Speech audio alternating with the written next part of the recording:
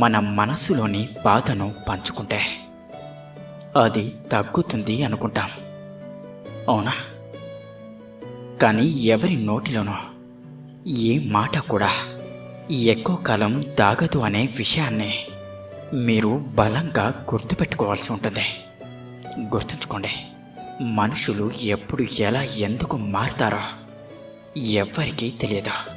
పెదవి దాటిన మాట సప్త సముద్రాలను దాటడానికి నిమిషం కూడా పట్టదు.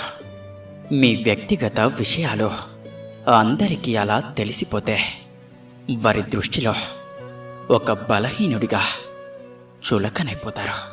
అలా మీ పరిస్థితిని తెలుసుకున్నవారు మీకు సహాయం చేయడం కూడా మానేస్తారు. అసలు మీకు కనిపించకుండానే మీ నుండి తప్పించుకొని తిరుగుతూ ఉంటారు. పైగా మీ గురించి చెడు ప్రచారం కూడా చేస్తూ ఉంటారు.